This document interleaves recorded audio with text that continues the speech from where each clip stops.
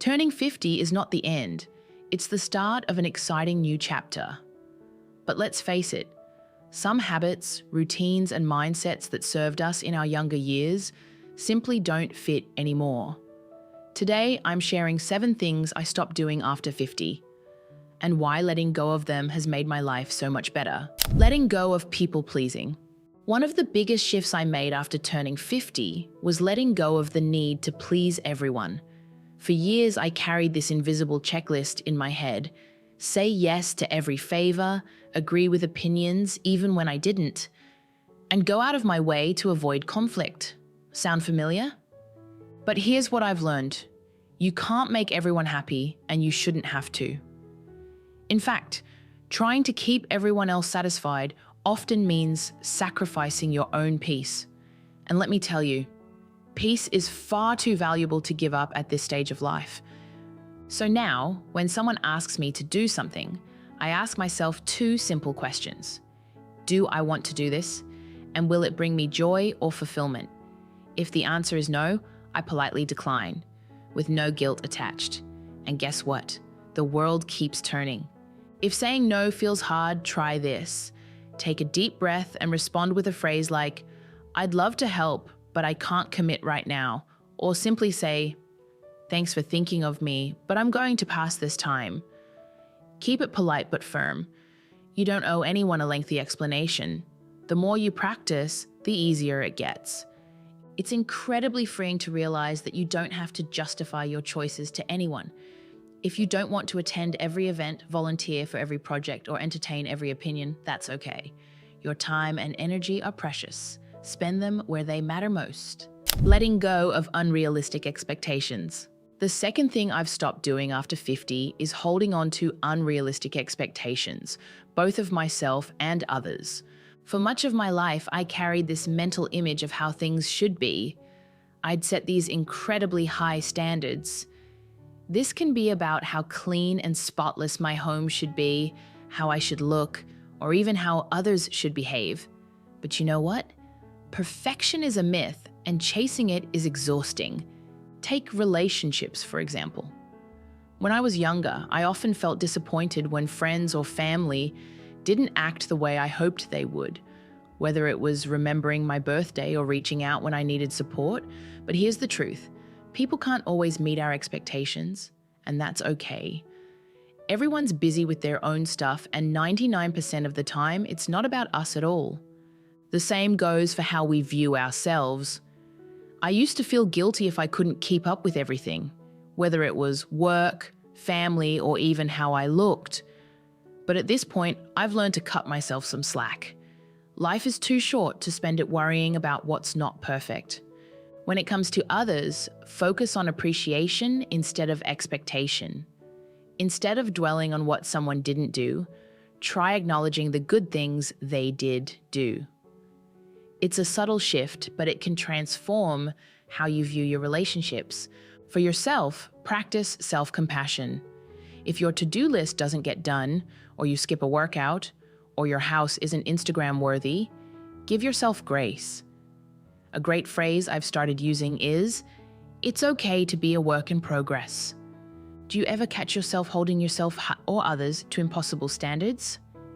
How do you manage those moments? Let's meet in the comments below. Letting go of the need to stay constantly busy. Now, speaking of expectations, the third thing I've stopped doing after turning 50 is feeling the need to stay constantly busy. You know what I mean? Packing every minute of every day with tasks, chores, and obligations as if slowing down is somehow a failure. For years, I believed that being busy equaled being productive, and being productive meant being valuable. If I wasn't doing something, I'd feel guilty. But here's what I've learned. Constant busyness isn't a badge of honor. In fact, it can rob you of the joy that comes with simply being. I used to jam-pack my days with errands, projects, and social commitments, thinking it would make me feel whole. But instead, I often felt drained, irritable, and too distracted to enjoy the things that really mattered. It took me a long time to realize that rest isn't just a luxury, it's a necessity. Now, I'm much more intentional with my time. I don't feel the need to fill every minute. Some days I'll sit with a cup of tea and just let myself think, or not think at all. And honestly, I feel more grounded and present because of it. Start by re-evaluating your priorities. Ask yourself, is everything on your to-do list truly necessary? What can you delegate or let go of entirely? Next, schedule downtime like you would any other appointment.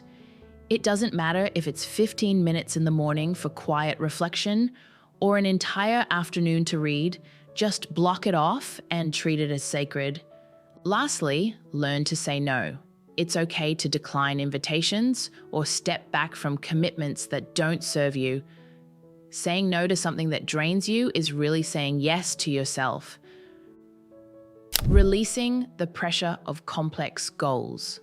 The fourth thing I've let go of after 50 is the need to create big and complex goals. Don't get me wrong, setting goals can be an amazing way to stay focused and achieve your dreams. But at this stage of life, I've realized that simpler, more flexible goals often bring more joy and less stress. In my younger years, I was the queen of elaborate planning. Vision boards, detailed spreadsheets, 5-year plans, it was all mapped out. And while that kind of structure served me well in my career and family life, I eventually noticed something. The more rigid my plans were, the harder I'd fall when life eventually threw me a curveball. Take retirement planning as an example. I had this ideal image of how my days would look: structured, productive, and packed with meaningful activities.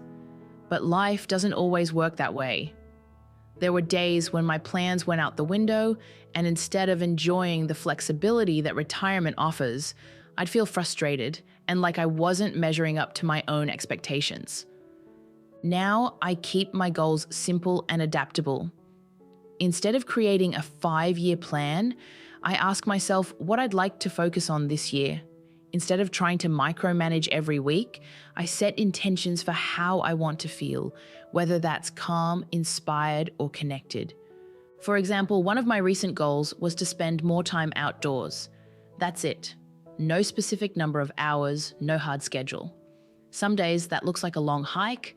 Other days, it's just sitting on the patio with a book. The point is that I'm doing what feels good in the moment without putting unnecessary pressure on myself. Instead of setting rigid milestones, choose a theme for the year, like self-care or exploration. Break your goals into manageable pieces so each step feels like a win. And lastly, remind yourself that progress matters more than perfection. Letting go of perfectionism. Next up on the list of things I've stopped doing after turning 50, perfectionism. I used to believe that everything I did had to be done to the highest possible standard, whether it was in my home, my appearance, my work, or even how I interacted with others. I wanted to do it all perfectly. But I've come to realize that perfectionism is not only exhausting, it's unnecessary because it doesn't exist. When I look back at my younger years, I can't help but laugh at how obsessed I was with making everything just right. My house had to be spotless, my outfits had to be on point, and my every word had to be measured and perfect. The truth is, chasing perfection meant I was often missing the moments that mattered most. I wasn't truly living, I was constantly checking off boxes in an attempt to maintain some ideal of what perfect was. As I hit my 50s, I started to realize that life is too short to be consumed by unattainable standards. I don't need to be perfect all the time, and honestly, neither do you. Embracing imperfection is freeing. It gives us the space to be human, to laugh at our mistakes, and to show up just as we are. It wasn't easy at first, but I started to lower my expectations of myself in many areas of my life. I don't need to have everything organized in my home all the time, though I still like a tidy space. I don't have to have flawless makeup every single day, and I certainly don't have to say the right thing at every moment. I've learned to forgive myself for being imperfect and to embrace my flaws because they make me who I am. Letting go of perfectionism starts with giving yourself grace. Understand that mistakes are part of life and that no one is perfect, and that's okay. Instead of viewing mistakes as failures, try to see them as opportunities for growth and learning. Celebrate progress, not perfection. When you focus on small wins and improvements, you create a sense of accomplishment that isn't tied to some unattainable ideal. It may take time, but over time, you'll find that perfection is not as important as peace of mind. Prioritizing others over yourself. The 8th thing I've learned to let go of after 50 is holding on to old roles and expectations that no longer serve me. As women, we've often been conditioned to play certain roles, as the perfect wife, mother, caregiver, or worker bee. But I've come to realize that those roles don't define me anymore, and holding on to them only limits my growth. For years, I felt like I had to fit into a particular box. I had a picture of what I was supposed to be as a woman, a wife, a mother, and a professional. But as I aged, I realized that these roles, while important at one time, no longer fit who I am today. I wasn't the same person I was in my 30s or 40s, and that's okay. I had outgrown some of those expectations. I didn't have to be everything for everyone. I didn't have to fit a mold that others had shaped for me. Letting go of these outdated roles was incredibly freeing. I no longer feel like I need to live up to other people's expectations or wear labels that don't reflect who I am anymore. I've learned that I can be many things, and it's perfectly okay for those things to evolve over time. The roles I once embraced don't need to define who I am in my 50s and beyond. I can be a mother, but I can also be a free spirit. I can be a partner, but I can also be independent. There is space for me to explore who I am outside of what others think I should be. I stopped feeling like I had to play a certain part. I let go of the idea that I had to be everything for everyone. Instead, I focused on being true to myself and honoring the changes that come with age. I've stopped comparing myself to others and accepted that my journey is my own. Every chapter of our lives brings new lessons, and we are allowed to reinvent ourselves at any stage. Redefine yourself. Give yourself permission to evolve. You don't have to be who you were yesterday. Embrace the changes that come with each stage of life. Understand that your roles and responsibilities will shift as you get older, and that's a natural part of life. Release any guilt you might feel about breaking free from traditional expectations. You deserve to live authentically without the weight of outdated roles dragging you down.